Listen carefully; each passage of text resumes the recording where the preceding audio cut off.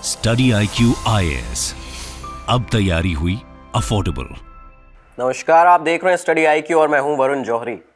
आज आपको बताएंगे देश के सबसे बड़े सीरियल किलिंग केस के बारे में। ये वो केस जिसमें आरोपी को 14 साल तक लगातार 14 बार मौत की सज़ा हुई, लेकिन कभी फांसी नहीं हो पाई। ये वही केस जिसमें एक बार फांसी की सज़ा भी हुई, लेकिन अंत में महज कुछ घंटे पहले फांसी से उस फांसी को रोक दिया गया। ये कहानी है एक अय्याश मालिक और उसके आदमखोर नौकर की। ये कहानी जब आप सुनेंगे अब, तो आपके साथ दो चीज़ें ज़रूर हो सकती हैं। या तो आप इसको सुन नहीं पाएंगे, और अगर आप इसको सुनते हैं तो आपके दिमाग में एक सवाल ज़रूर खड़ा होगा अंत में कि एक इंसान ऐसा कैसे कर सकता है। तो शुरुआत करते हैं। साल था 2005। नोएडा के सेक्टर 31 में एक इलाका है निठारी। निठारी में बच्चे गायब होना शुरू होते हैं साल 2005 में। ये बच्चे करीबन 8 से 14 साल की उम्र थी इनकी। लगातार बच्चे गायब हो रहे थे और उनके माँ बाप उन्हें ढूंढ रहे थे। लोगों को लगा कि ये किडनैपिंग का केस होगा, बच्चे खो गए हैं, मिल जाएंगे, लेकिन ये बच्चे कभी भी मिलने नहीं वाले थे। जुलाई 2005 आता है और जुलाई 2005 में एक 16 साल की लड़की रिम्पा हलदार नाम की ये गायब होती है। इसके घर वाले नोएडा पुलिस के पास जाते हैं, शिकायत करते हैं। नोएडा पुलिस उनकी FIR नहीं लिखती। पुलिस लगातार इन लोगों को टालती रही, टरकाती रही। इस तरह से बाकी लोगों को भी, जो जिनके बच्चे गायब हुए थे, उनके साथ भी नोएडा पुलिस का इसी तरह का रवैया था। लगातार ये बच्चे गायब होते जा रहे थे। समय इसी तरह से बीतता गया और इसी तरह से एक साल बीत गया बच्चों को गायब होते होते। साल 2006 आता है और इस साल में भी शुरुआत के कई महीनों में लगातार बच्चे नोएडा से गायब होते रहे, निठारी से। ये जो इलाका था निठारी, यहाँ एक पानी की टंकी हुआ करती थी। जिन लोगों के बच्चे गायब हुए, उन्होंने जो कुछ ऐसे लोग थे जिन्होंने उन बच्चों को आखिरी बार इस इलाके में पानी की टंकी के पास देखा था। तो लोगों में इस तरह की अफवाह उड़ने लगी कि पानी की टंकी पर कोई भूत है जो बच्चों को गायब कर देता है, उन्हें मार देता है, क्योंकि ये बच्चे कभी वापस आते नहीं थे। ऐसा चलता रहा और करीबन 1.5 साल 2005 जनवरी से लेके ये जो मिड ईयर आ गया था, ये जो बीच के महीने आ गए थे 2006 के, करीबन इन 1.5 सालों में निठारी में 16 बच्चे गायब हो गए और इसमें से 11 लड़कियां थीं। ये जो लोग थे जिनके ये बच्चे थे, ये सारे झुग्गी झोपड़ी में रहने वाले लोग थे। किसी के पिता ऑटो ड्राइवर थे, किसी के ठेला लगाते थे, कोई कपड़ों पर प्रेस करते थे, इनका काम था। तो शायद यही कारण भी था जिससे नोएडा पुलिस ने इन लोगों की जो शिकायतें थी उन पर ज़्यादा ध्यान नहीं दिया, पुलिस के ऊपर दबाव नहीं डाला, और उसके चलते उन्होंने इन बच्चों को कभी ढूंढा नहीं। अब जो लड़की गायब हुई थी रिम्पा हलदार 2005 में, उसी के ठीक एक साल बाद 7 मई 2006 को एक लड़की पायल नाम की, करीबन 22 साल की, अपने घर से निकलती है। उसके पिता बाकायदा उसे ऑटो में बिठाते हैं, वो ऑटो लेती है और ये ऑटो पहुंचता है निठारी में, उसी इलाके में जहां पे बच्चे गायब हो रहे थे। ये ऑटो रुका एक कोठी के सामने, कोठी का नंबर था D5। पायल ऑटो से उतरी और ऑटो वाले को उसने बोला कि मैं अंदर से आपको पैसे ला के देती हूँ। ऑटो वाला बाहर खड़ा रहा। पायल कोठी के अंदर गई, लेकिन वो कभी वहाँ से वापस नहीं आई। बहुत देर हो गई, 15-20 मिनट तक ऑटो वाले ने वेट किया। उसके बाद उसने सोचा कि बैल बजाई जाए और पूछा जाए आखिर कहाँ है। तो उसने इस कोठी की D5 की बेल बजाई। अंदर से एक आदमी आया, उसने पूछा कि एक लड़की अंदर गई थी, पैसे लाने के लिए बोला था, लेकिन अभी तक आई नहीं है। तो उस आदमी ने, जो अंदर से आया था, उसने ऑटो वाले को कहा कि वो लड़की बहुत पहले यहाँ से चली गई है, निकल गई है। अब ऑटो वाला हैरान कि मैं बाहर ही खड़ा हूँ और मैंने तो देखा नहीं है किसी को यहाँ से निकलते हुए। तो इसके बाद वो आदमी कहता है नहीं, वो यहाँ से चली गई है, वो पहले ही निकल गई। ये सब देख के ऑटो वाला वहाँ से चला गया। उसने कहा कि हो सकता है पैसे नहीं देने होंगे, या कोठी के अंदर ही होगी, नहीं देने होंगे पैसे, इस वजह से वो वहाँ से निकल गया। उसको देर भी बहुत हो रही थी। अब शाम हो जाती है, पायल का कोई अता पता नहीं। उसके जो पिता थे नंदलाल, उन्हें टेंशन होती है। वो पायल का लगातार फ़ोन लगा रहे थे, फ़ोन उसका स्विच ऑफ जा रहा था, लग नहीं रहा था। तो नंदलाल 7 मई को ही नोएडा पुलिस के पास जाते हैं और वहाँ पे अपनी शिकायत दर्ज कराते हैं। अब नोएडा पुलिस के पास जब ये केस पहुँचा, लगातार में इतने सारे किडनैपिंग के और ये जो बच्चों के गायब होने के केस थे वो उसके पास आ ही रहे थे। नोएडा पुलिस ने सेम अपना वही रवैया नंदलाल के साथ में अपनाया। उसे बोला कि लड़की है गायब, अगर हो गई है, चली गई है कहीं पे तो आ जाएगी वापस, हो सकता है किसी के साथ भाग गई हो, थोड़े दिन इंतज़ार करो, आ जाएगी वापस। लेकिन नंदलाल रुकने नहीं वाला था। वो एक वकील को लेकर सेशन कोर्ट में पहुंचता है और सेशन कोर्ट में नंदलाल ने अपनी ये अर्जी डाली कि एक लड़की जो है वो गायब हुई है और उसके साथ में बाकी और भी बच्चे यहाँ से निठारी से गायब हुए हैं और पुलिस जो है इस पर एफआईआर लिख नहीं रही है।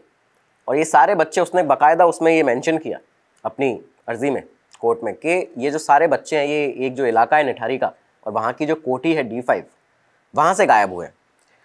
अब कोर्ट के पास जब ये मैटर गया तो कोर्ट ने इसको सीरियस लिया। कोर्ट ने इस पे आगे छानबीन करने के लिए पुलिस को कहा और आदेश दिए कि आप इसकी एफआईआर लिखिए।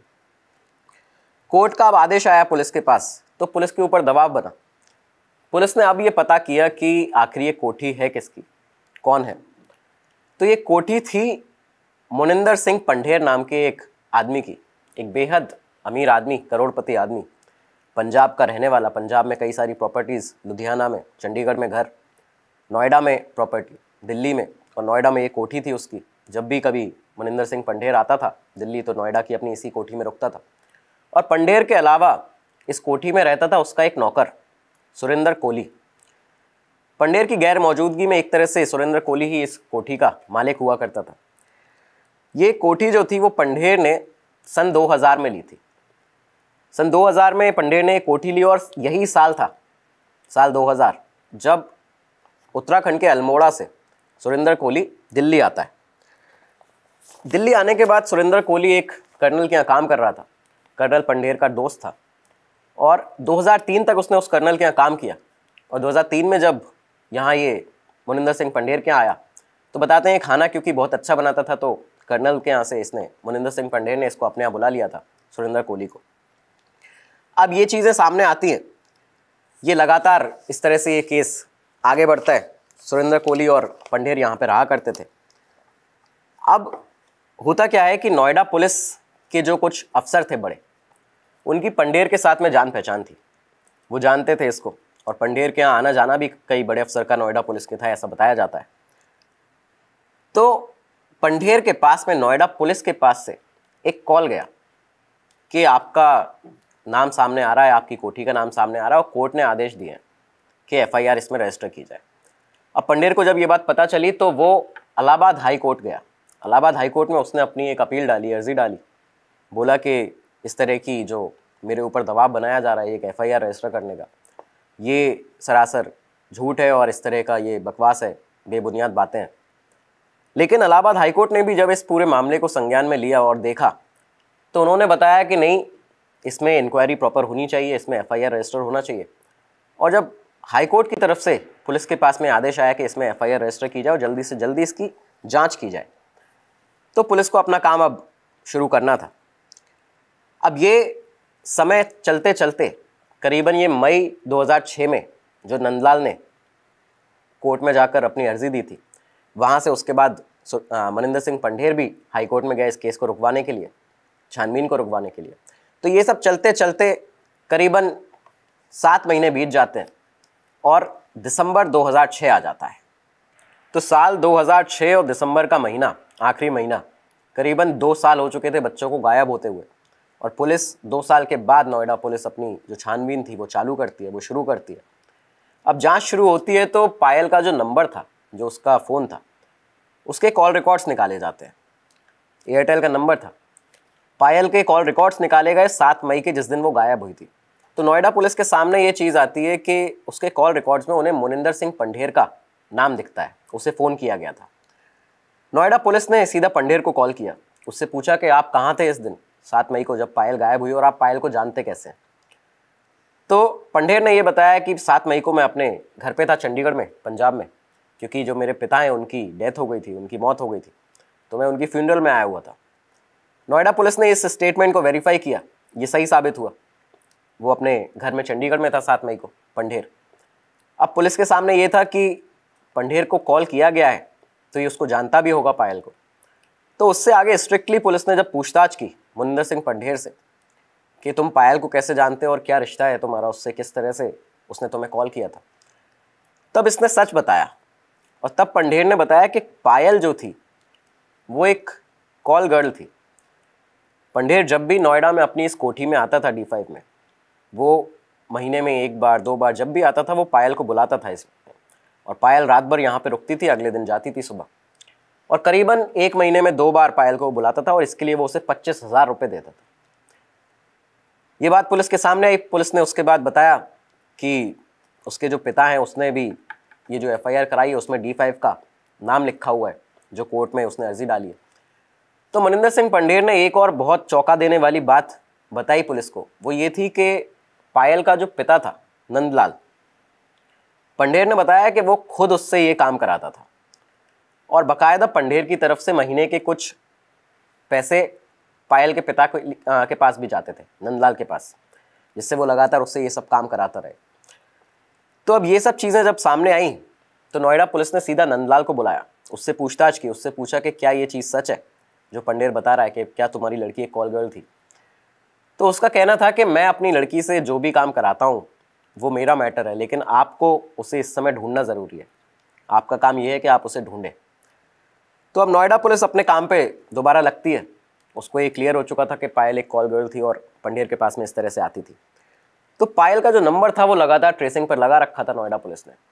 इस बीच में करीब 26 दिसंबर की बात है, 26 दिसंबर 2006, पायल का जो फ़ोन था वो ऑन होता है, और क्योंकि ट्रेसिंग पर लगा हुआ था फ़ोन तो पुलिस उस शख्स तक भी पहुंच जाती है।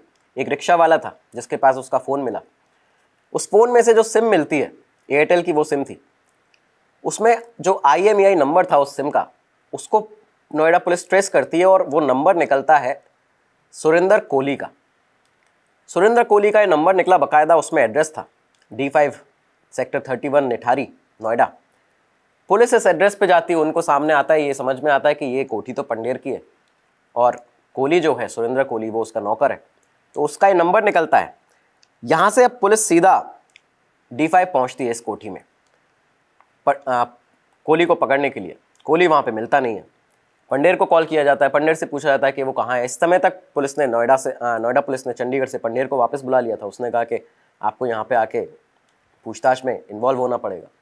तो पंढेर को वापस बुलाया, उससे पूछा गया कि कोहली कहाँ है, तो उसने बताया कि वो अपने एक फंक्शन में, अपने गाँव में उसके एक फंक्शन है अल्मोड़ा में, वो वहाँ पर गया हुआ है घर पर और मेरी ही सेंट्रो कार्ड लेकर गया। तो पुलिस ने कोहली को पंढेर को ही बोला कि आप अपना एक आदमी भेजिए और उसको वहाँ से लाइए। तो पंढेर का ड्राइवर सतपाल अल्मोड़ा जाता है और कोहली को वहाँ से वापस लेकर आता है। करीब 2 दिन बाद 28 दिसंबर आ चुका था, कोहली वापस आता है, पुलिस उसको थाने ले गई। पंढेर भी पुलिस के पास में था, गिरफ्तार था। तो ये समय वो आ चुका था कि लगातार, क्योंकि जिनके बच्चे गायब हो रहे थे 2 साल से, वो लोग परेशान थे। उनको पता चलता है कि D5 कोठी से यहाँ से 2 गिरफ्तारियाँ हुई है, जो मालिक है और जो नौकर है, दोनों को गिरफ्तार किया गया है। तो जितने भी लोगों के बच्चे गायब हुए थे उन्हें ये समझ में आ चुका था कि ये कुछ ना कुछ इस पूरे केस में इस कोठी का कुछ बहुत बड़ा लेना है। मतलब ये यहाँ से गायब हो रहे हैं और इन दोनों को गिरफ्तार भी कर लिया है। तो जब लोगों के बीच में ये बात आती है कि भाई हमारे बच्चे हो सकता है इसी कोठी के अंदर हैं या यहीं से उन्हें गायब किया गया, तो अगले ही दिन 29 दिसंबर की बात है, जब कोहली को और पंढेर को पुलिस थाने ले गई थी। एक दिन पहले उनसे पूछताछ चल रही थी। तो अगले ही दिन की बात है, सुबह सुबह करीब 9 बजे ये जो बच्चे गायब हुए थे उनमें से 2 बच्चियों के पिता, ज्योति और रचना के, उनके पिता उस एरिया के जो RWA था, जो रेसिडेंट वेलफेयर एसोसिएशन थी नोएडा के निठारी की, उसके प्रेसिडेंट के साथ में इस D5 कोठी में जाते हैं, इसके बाहर, और बाहर वहाँ पे छानबीन करना शुरू करते हैं। तो ये जो कोठी है, बेसिकली ये जो एरिया है, इसमें एक तरफ सारी लगातार कोठियाँ हैं, सामने एक बस्ती है, और बस ये जो कोठियाँ, इनके पीछे एक नाला बहता है, एक तरह से सूखा हुआ नाला है। वो कभी अगर पानी आया तो उसमें जो कचरा है वो बह जाता है, वरना वो वहीं पे पड़ा रहता है। तो अब ये नाला जो था, ये लोग जब रचना और ज्योति के जो पिता थे, जो बच्चियाँ गायब हुई थी, ये RWA के प्रेसिडेंट के साथ में वहाँ पे छानबीन करना शुरू करते हैं। तो इन्हें वहाँ पे एक पॉलीथिन मिलती है और उस पॉलीथिन के अंदर पैरों के 2 कंकाल थे, 2 हड्डियाँ मिलती हैं इन्हें पैरों की। जब ये बात वहाँ पता चली लोगों को कि इसमें से पैरों की हड्डियाँ मिली हैं एक पॉलीथिन में यहाँ पे, और बच्चों की ही लग रही थी वो, तो ये चीज़ आगे लोगों में फैलती है। ये चीज़ यहाँ से लोगों में फैली और उसके बाद में माहौल वहाँ का ये था कि जिनके बच्चे 2 साल में गायब हुए थे, ये सारे लोग अपने बच्चों की तस्वीरें लेके, फ़ोटोज़ लेके इस कोठी के बाहर, D5 के बाहर वहाँ पे भीड़ लगा देते। तमाम सारे लोग वहाँ पे आ चुके थे और यहाँ से ये बात, क्योंकि नोएडा जो है मीडिया हब है, सारे चैनल्स के दफ्तर वहाँ पे, तो ये बात मीडिया में पहुँच जाती है। पंढेर और कोली पुलिस की हिरासत में है। वहाँ पे उनके घर के बाहर से इस तरह से पॉलीथिन में ये 2 हड्डियाँ मिली हैं पैरों की। तो ये पूरा केस मीडिया में आने लगा, न्यूज़ में आने लगा और इससे पूरा देश इस समय तक दहल गया था। देश में सबके सामने ये चीज़ आ गई थी कि अचानक से 2 साल से लगातार इतने बच्चे गायब हुए और ये लोग मिले नहीं हैं बच्चे कभी। तो अब पहले लोगों ने ये आरोप लगाए, इस तरह की चीज़ें सामने आई, लोगों ने ऐसा सोचा कि शायद ये जो बच्चे जो गायब हुए, इनको जो ह्यूमन ऑर्गन की ट्रैफिकिंग होती है, शरीर के पार्ट्स निकाल कर बेचे जाते हैं, इसके लिए इन्हें हो सकता है मार दिया गया हो, क्योंकि यहाँ से इस तरह से जो कंकाल मिले हैं। तो लोगों ने पहले ये आरोप लगाए कि हमारे बच्चों को मार दिया, उनके शरीर के पार्ट्स जो हैं उनको बेच दिया। लेकिन कोई इस समय तक ये नहीं जानता था कि उन बच्चों के साथ में आखिर हुआ क्या है। अगले ही दिन की बात है, 30 दिसंबर 2006, नोएडा पुलिस के कुछ सीनियर ऑफिसर्स यहाँ पे पहुँचते हैं। उन्हें बताया जाता है कि इस तरह से यहाँ पे हड्डियाँ निकल रही हैं इस नाले में, पॉलीथिन में। तो अब वो यहाँ पे पहुँचते हैं, साथ में तमाम सारे मीडिया चैनल्स के रिपोर्टर्स भी पहुँचते हैं। भीड़ जमा हो गई थी लोगों की, जिन लोगों के बच्चे गायब थे वो भी वहाँ पे थे। उग्र हो रहा था सब मामला पूरा, पुलिस का पहरा लगा हुआ था। अब जब ये लोग इस नाले की सफाई करना शुरू करते हैं, तमाम सारे सफाई कर्मचारियों को इसमें काम पर लगाया जाता है, तो वहाँ पे लोग ये देखते हैं कि इसमें कई सारी पॉलीथिन बड़ी बड़ी अलग अलग कलर्स की, मोस्टली उसमें काले कलर की जो काली पॉलीथिन होती है वो थी, ये यहाँ पे निकलना शुरू होती हैं। पुलिस ने जब इन पॉलीथिन को निकलवाया सफाई कर्मचारियों से, और एक पॉलीथिन जब निकली तो उसमें जब देखा गया तो सब वहाँ पे हैरान हो गए। उस पॉलीथिन के अंदर से बच्चों के, क्योंकि वो देखकर समझ आ रहा था कि ये बच्चों के ही हैं, बच्चों के बॉडी पार्ट्स मिलते हैं, कंकाल मिलते हैं, हाथों के हिस्से, पैरों के हिस्से, घुटनों से नीचे तक, एड़ी तक का हिस्सा, ये सब निकलना वहाँ पे शुरू होता है। इसके बाद पूरी और सफाई आगे बढ़ाई जाती है और ऐसे करते करते करीबन 40 पॉलीथिन इस नाले में से निकलती हैं और इन सब में इसी तरह से बच्चों के शरीर के हिस्से थे। एक चीज़ बहुत चौंका देने वाली थी यहाँ पे जो सबने देखी कि जितने भी ये हिस्से मिल रहे थे बॉडी के, इसमें गर्दन से लेकर कमर तक का हिस्सा ज़्यादातर पॉलीथिन में गायब था। ये कहाँ गया हिस्सा, ये एक बहुत बड़ा सवाल बन चुका था, क्योंकि तमाम सारे बॉडी पार्ट्स मिल रहे हैं लेकिन गर्दन से लेकर कमर तक का हिस्सा नहीं मिल रहा है। इसके बाद इस नाले की और सफाई कराई गई तो वहाँ पे पुलिस को करीबन 17 बच्चों के सर बरामद होते हैं इस नाले से। कुछ सर कंकाल बन चुके थे, बाल दिख रहे थे सिर्फ। इस तरह के 17 सर यहाँ से इस नाले से बरामद होते हैं और इसमें सारे ही थे जो बच्चे थे, उसमें करीबन लड़के भी थे, लड़कियाँ भी थी। तो 17 सर यहाँ से मिलते हैं। अब पुलिस के ऊपर प्रेशर बनता है, क्योंकि एक तरह से देखा जाए तो पिछले 2 सालों से बच्चे गायब हो रहे थे, लोग शिकायत दर्ज कराने जा रहे थे लेकिन उन्हें टाला जा रहा था। पुलिस के ऊपर प्रेशर डेवलप हुआ। 3 दिन से सुरेंद्र कोली और मोहिंदर सिंह पंढेर भी उनकी हिरासत में थे लेकिन कुछ बता नहीं रहे थे, बोल नहीं रहे थे। उसके बाद इनकी कोठी के पीछे से इस तरह से 40 पॉलीथिन में ऐसे बॉडी पार्ट्स निकलते हैं। तो पुलिस के ऊपर प्रेशर डेवलप हुआ, सरकार के ऊपर प्रेशर आया और इसी के साथ में ये जितनी भी पुरानी जो पुलिस की टीम थी, जिसने करीब 2 सालों में यहाँ पे कुछ काम नहीं किया था, तमाम उसमें कांस्टेबल थे, एसआई थे, थाना प्रभारी थे, इन्हें सस्पेंड किया जाता है, इन्हें हटाया जाता है और एक नई टीम यहाँ पर लगाई जाती है। इसी के साथ में सरकार ने, सेंटर ने एक कमेटी बना दी विमेन कमीशन की।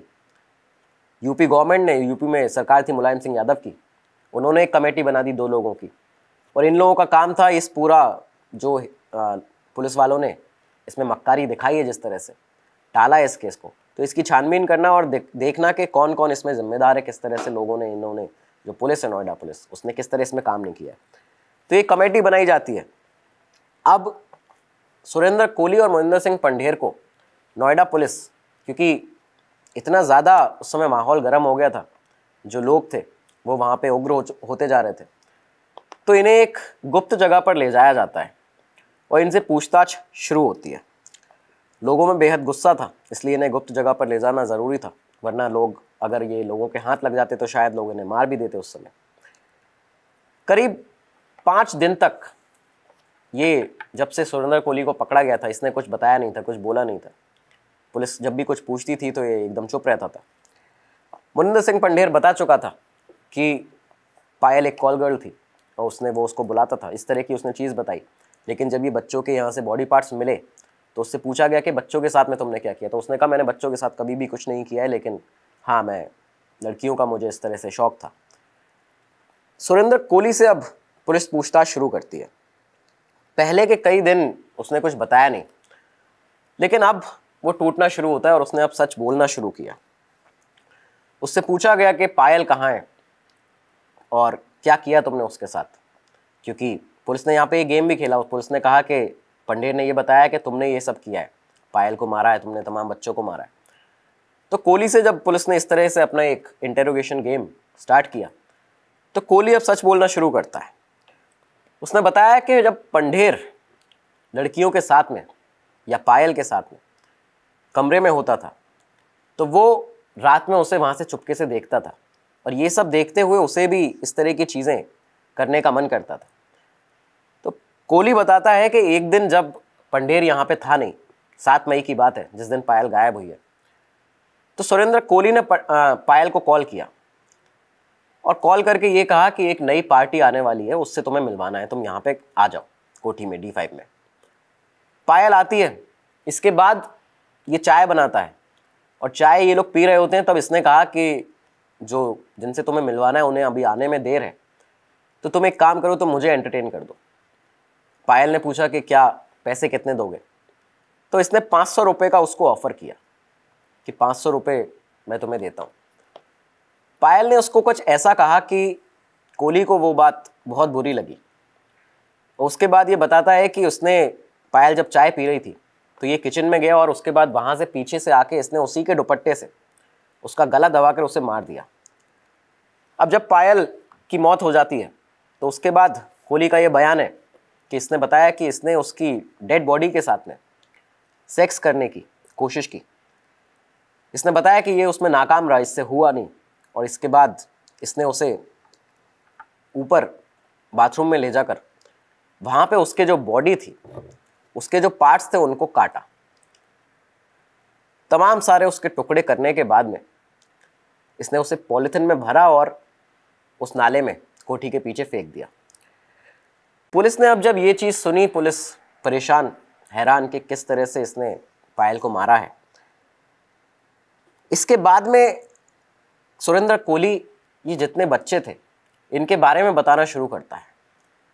जब नोएडा पुलिस ने उससे पूछा कि पायल को तुमने मारा है, तुमने उसकी बॉडी को इस तरह से काट के फेंका है, ये जो बच्चे गायब हुए इनके साथ तुमने क्या किया है?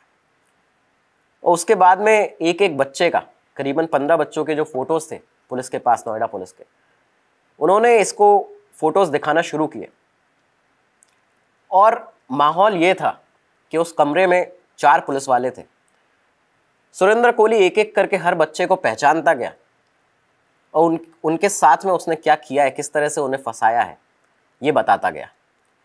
जब उसने पहले बच्चे के बारे में बताया कि एक लड़की, जो उसमें जुम्पा जिसका नाम था, वो बाहर खेल रही थी वहाँ पे D5 कोठी के बाहर, इसने उसे टॉफ़ी के बहाने अंदर बुलाया। उसके बाद उसने जब इधर उधर वो देख रही थी तो इसने उसका गला घोट कर उसको मार दिया और उसके बाद उसकी बॉडी को ऊपर ले गया अपने कमरे में और वहाँ पे उसके बॉडी के साथ में इसने सेक्सुअल इंटरकोर्स करना चाहा। ये बताता है कि उसमें ये फिर से नाकाम रहा। उसके बाद इसने उसकी बॉडी के जो टुकड़े थे, उसी तरह से जैसे इसने पायल को मारा था, टुकड़े किए बॉडी के। और उसके बाद जो इसने बताया है, जितने पुलिस वाले उस कमरे में थे जो वहाँ पे इससे पूछताछ कर रहे थे, वो बुरी तरह से डर चुके थे और उस कमरे को छोड़कर वो बाहर आ गए। सुरेंद्र कोहली ने बताया कि उस लड़की के, बच्ची के हाथ का एक हिस्सा और उसके अपर बॉडी का एक हिस्सा इसने अपने किचन में जाके कुकर में बनाया, जिसमें एक खाना बनाता था नॉर्मली रोज़, उसमें उसको पकाया और उसके बाद वो उस हिस्से को खा गया। जब ये चीज़ सामने आती है, ये सारे पुलिस ऑफिसर्स उस कमरे से बाहर आ गए। किसी की भी हिम्मत नहीं थी उससे कुछ पूछने की आगे। और उसके बाद में सुरेंद्र कोहली उस कमरे में अकेला बैठा रहा। ये लोग बाहर आए, इन्होंने अपने सीनियर्स को इस तरह की चीज़ बताई कि हम इससे पूछताछ नहीं कर सकते, एक तरह से आदमखोर है। बाद में दोबारा ये जो पुलिस वाले अंदर जाते हैं तो सुरेंद्र कोहली ने एक एक करके सारे बच्चों के बारे में यही चीज़ें बताना शुरू किया। कई सारे ऐसी बच्चियां थी, कई सारे ऐसे लड़के थे, बच्चे, जिनके साथ में उसने इसी तरह से किया था, उन्हें बुलाया था। एक लड़की को इसने इस तरह से बुलाया था कि वो किसी बाई की लड़की थी और इसने उसे बुलाया कि मैडम तुम्हें अंदर बुला रही हैं, काम देना चाहती हैं। वो अंदर आई, उसने कहा कि मैडम आ रही हैं अभी थोड़ी देर में। वो यहाँ वहाँ देख रही थी, इसने उसी के दुपट्टे से उसका गला घोट कर उसे मार दिया। उसके बाद उसके साथ में भी सेम इसी तरह की चीज़ की, उसके बॉडी पार्ट्स के हिस्से ये काट कर पका कर खा गया था। पुलिस के सामने ये चीज़ सामने जब आई तो वो बिलीव नहीं कर पा रहे थे, वो देख नहीं पा रहे थे कि किस तरह से इससे आगे पूछताछ करें। पुलिस वालों के सामने एक आदमखोर बैठा हुआ था। ये चीज़ मीडिया में सामने आती है और जैसा कि आपको पता है कि नोएडा जो है वो सारे चैनल्स का हब है, तमाम चैनल्स के दफ्तर वहाँ पे। ये बात इंटरनेशनल मीडिया में आ गई, पूरे देश में फैल गई, पूरी दुनिया में एक तरह से फैल गई। और उसके बाद ये सच जानने के बाद में पूरा देश दहल चुका था। जनवरी 2007 आ चुका था। सीबीआई को ये केस हैंडओवर किया जाता है, सौंपा जाता है। सीबीआई के पास ये केस गया। इसके बाद कोहली और पंढेर को गुजरात के गांधीनगर ले जाया गया, नार्को टेस्ट हुआ उनका, तमाम सारे और भी साइकोलॉजिकल टेस्ट हुए। इसके बाद इस बीच लगातार में इस नाले में से निठारी के D5 नंबर कोठी के पीछे जो नाला था, इसमें से लगातार कई दिन तक कंकाल मिलते रहे, ऐसी पॉलिथिन मिलती रही। पुलिस की एक टीम चंडीगढ़ जाती है, पंढेर के घर पर उसके बीवी से, उसके बेटे से पूछताछ करती है। उसके गांव जाती है लुधियाना, वहाँ पे पूछताछ करती है। उसके बिहेवियर के बारे में पुलिस पता कर रही थी, किस तरह का इसका बर्ताव था। साथ ही एक टीम अल्मोड़ा जाती है सुरेंद्र कोहली के घर पे। सुरेंद्र कोहली की एक पत्नी थी और 2 बच्चे थे, और बच्चे भी सेम उसी उम्र के, जिस उम्र के बच्चों को इसने मारा था। उनसे पूछताछ होती है। बीवी से पूछा जाता है सुरेंद्र कोहली की कि किस तरह का बर्ताव था, क्या इसके दिमाग में कोई प्रॉब्लम थी, क्योंकि कोई ये समझ नहीं पा रहा था कि इस तरह से एक इंसान कैसे कर सकता है, और वही बच्चों के साथ में। तो इन सब चीज़ों के चलते लोगों के सामने एक ये भी बहुत बड़ा सवाल खड़ा हो गया था कि पंढेर जो लगातार बोल रहा था कि उसे इस के बारे में कुछ नहीं पता, किस तरह से सुरेंद्र कोहली ने इन बच्चों को बुलाया, उसे मारा, उसे इन चीज़ों के बारे में कुछ नहीं पता। तो ये बहुत बड़ा सवाल सामने खड़ा हो गया था कि एक मालिक कोठी का, उसी की कोठी में ये सब चल रहा है, उसके घर में ये सब चल रहा है, उसको कैसे नहीं पता। तो ये सब चीज़ें चलती हैं। इसमें फॉरेंसिक टीम जो थी, जो फॉरेंसिक डिपार्टमेंट था, उसने अपनी बहुत बड़ी भूमिका निभाई। बहुत बड़ा एक मेजर रोल था फॉरेंसिक टीम का। कई साइकोलॉजिकल टेस्ट किए गए इन दोनों के, और इसमें ये सामने आता है कि सुरेंद्र कोहली जो था, उसके दिमाग में एक तरह से एक चीज़ बैठी हुई थी कि वो इम्पोर्टेंट है, वो नामर्द है। सुरेंद्र कोहली को ये लगता था कि वो नामर्द है, और इसी के चलते वो लगातार जो बच्चे थे, उसने हर उम्र के बच्चे, करीबन 8 से 10 साल की बच्चियाँ, 14 साल की बच्ची, 16 साल की, उसके बाद 22 साल की पायल, तो उसने सब पर इस तरह से ट्राई किया था एक तरह से, क्योंकि उसके दिमाग में ये चीज़ बैठ चुकी थी। फॉरेंसिक टीम ने ये भी बताया कि सुरेंद्र कोहली का जब साइकोलॉजिकल टेस्ट हुआ तो उसमें ये सामने आया कि उसको एक तरह से सपना भी एक आता था, जिसमें उसको एक सफ़ेद साड़ी में एक औरत दिखती थी जो उसके ऊपर हंसती रहती थी। तो ये सब जो उसका सपना था वो एक तरह से उसको डराने लगा था। वो अकेला रहता था उस कोठी में, और अकेलापन जो था उसने उसको इस तरह से जो वैशी था, वो जो उसका वैशीपन निकला है सामने, वो इसके बाद ही निकला है। तो फॉरेंसिक टीम ने तमाम सारे इन लोगों के इस तरह से टेस्ट किए। अब यहाँ पे क्योंकि लोग और मीडिया सवाल खड़े करने लगी थी, तो बहुत बड़ा सवाल यही खड़ा था सामने कि पंढेर इन सब में कहाँ इन्वॉल्व था, उसे इसके बारे में कैसे नहीं मालूम, कैसे नहीं पता। कई शुरुआती दौर के इस पूरे केस के जो वकील हैं, जो रिपोर्टर्स हैं, उनका ऐसा कहना है कि पुलिस की जो केस डायरी थी नोएडा पुलिस की, पुलिस अपनी केस डायरी पहले बनाती है किसी भी केस में, उसके बाद में वो चार्जशीट एक बनती है बाद में।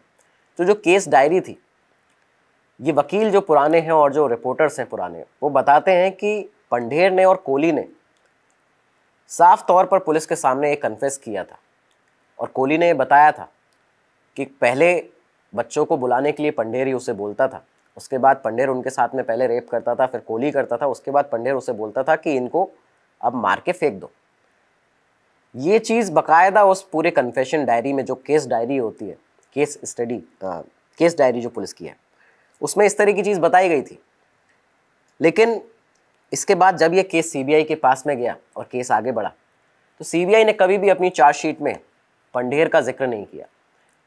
ये इस तरह की बातें बताई जाती हैं कि वहाँ पे सीबीआई की चार्जशीट में हमेशा सिर्फ उन दलीलों को, उन स्टेटमेंट्स को आगे रखा गया जिसमें सुरेंद्र कोली ये बता रहा है कि उसने इन बच्चों को मारा है। तो ये सब चीज़ें सामने आती हैं। इसके साथ ही अब पुलिस की जो शुरुआती स्टेटमेंट थी, जो केस डायरी में थी, उसे गलत बताया जाता है। कहा जाता है कि ये जो केस डायरी में लिखा हुआ था पुलिस ने कि सुरेंद्र कोली और पंढेर ने दोनों ने साथ में किया है, ये गलत है। ये पुलिस ने गलत इन्फॉर्मेशन इसमें लिख दी थी। तो इस तरह की चीज़ें सामने बताई जाती हैं आगे। पंढेर की जो कोठी थी, उसकी तलाशी जब हुई थी तो उसमें तमाम सारी शराब की बोतलें, एक डबल बैरल गन, बंदूक, उसकी गोलियां, कारतूस और तमाम सारे फ़ोन्स मिले थे, मोबाइल फ़ोन।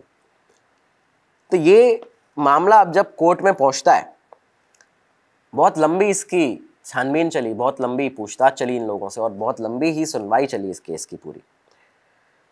कोली ने कोर्ट में एक बयान दिया था, जिस बयान के बाद में पंढेर को इसमें एक तरह से उसको फंसता हुआ वो नज़र आता है। वो बयान ये था कि एक 12 साल की लड़की, धोबी वाले की वो लड़की थी, उसे कोली ने ये बाकायदा बयान दिया कि एक 12 साल की धोबी वाले की लड़की थी, उसको उसने बुलाया था कोठी में और उसके बाद वहाँ पे उसका गला दबाकर उसे मारा था। और उस समय पंढेर भी उस दिन उस कोठी में मौजूद था। तो यहाँ से एक बहुत बड़ा सवाल ये खड़ा होता है कि जब जो मालिक है वो वहाँ मौजूद है, एक घर में इस तरह से एक बच्ची की हत्या हो जाए, उसके बाद उसके साथ में इस तरह से गलत काम किया जा रहा है, उसके बाद उसको मार के, काट के उसके जो बॉडी पार्ट्स उन्हें फेंका जा रहा है, फिर भी एक आदमी को कैसे ये पता नहीं चलेगा। तो ये चीज़ बहुत बड़ा सवाल खड़ा करती है कि पंढेर का इसमें इन्वॉल्वमेंट कैसे नहीं था। इस दौरान लगातार जब भी मोनिंदर सिंह पंढेर गाज़ियाबाद कोर्ट में, क्योंकि ये पेशी होती थी, तो जब भी वो कोर्ट जाता था गाज़ियाबाद कोर्ट में, तमाम सारे वकील, हर बार का यही कहानी थी कि हर बार पंढेर को मारा जाता था, बुरी तरह से उसको पीटा जाता था। वहाँ पे तमाम पुलिस के जो फेरा रहता था, जो पुलिस का पूरा कवर रहता था, उसके बावजूद पंढेर को लगातार मारा जा रहा था क्योंकि लोगों में गुस्सा बहुत ज़्यादा था। यूपी में सपा की सरकार थी मुलायम सिंह यादव की। इस पूरे केस के दौरान मुलायम सिंह यादव ने इन जो पीड़ित परिवार थे, इनको 2-2 लाख रुपए देने की ऐलान किया। उसके बाद ये जब रुपए इन्हें दिए गए तो इन परिवारों ने, इनके बच्चों के माँ बाप ने वो पैसे प्रोटेस्ट करते हुए बाकायदा वापस कर दिए। उन्होंने कहा कि इन दोनों को हमें फांसी चाहिए, इनके लिए ये पैसे से हमारा कुछ नहीं होगा, ये पैसे हमें नहीं चाहिए। फांसी की मांग लगातार चलती रही है। केस कोर्ट में लंबी इसकी सुनवाई चली। साल बीतते गए, करीबन 16 मर्डर के आरोप लगे सुरेंद्र कोली के ऊपर। 2014 में एक बार सुरेंद्र कोली को फांसी की सज़ा भी हो गई थी एक केस में। ये गाज़ियाबाद की जो डासना जेल है, वहाँ पे ये दोनों बंद थे उस समय। डासना जेल में क्योंकि फांसी की जो सुविधा है वो थी नहीं, तो वहाँ से कोली को मेरठ ले जाया जा रहा था, मेरठ की जेल में, वहाँ पे उसे फांसी दी जानी थी।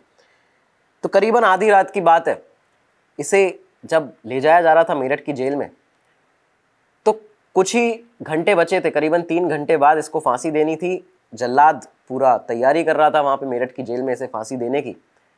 लेकिन इसी बीच में कुछ देश के बड़े लॉयर्स और बड़े एक्टिविस्ट सुप्रीम कोर्ट पहुँच जाते हैं और सुप्रीम कोर्ट में जाके कहते हैं कि सुरेंद्र कोली को अभी पूरा समय नहीं मिला है अपना पक्ष रखने का और इस समय उसको फांसी नहीं दी जानी चाहिए।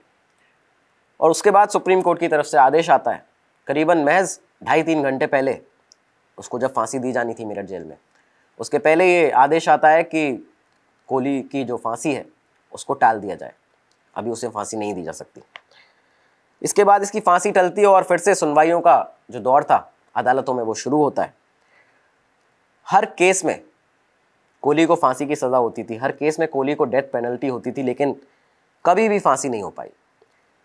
2022 तक करीब इस केस से 16 साल के बाद तक कोहली को 14 केसों में डेथ पेनल्टी हुई, लेकिन कभी फांसी नहीं दी गई।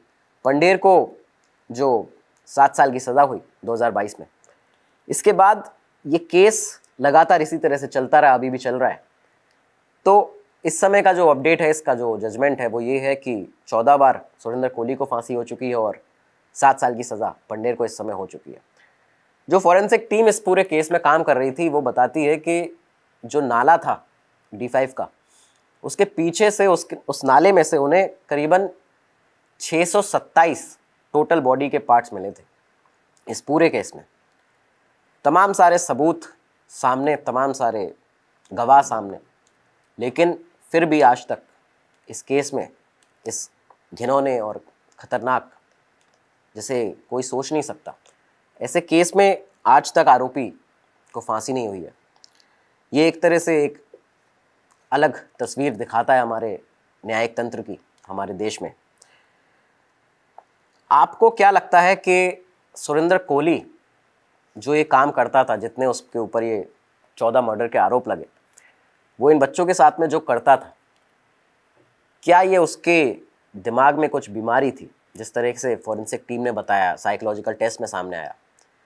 क्या ये उन चीज़ों की वजह से कर रहा था, या फिर इसको ये जानबूझकर ये सारी हत्याएं बच्चों की उसने की है? कमेंट सेक्शन में आप अपनी राय ज़रूर बताइएगा। साथ ही बताइएगा और सारे टॉपिक्स आपके जिन पर हम आगे वीडियोस लेकर आएंगे। हम आपके लिए वीडियोस लेकर आते रहेंगे अपने टॉपिक्स की।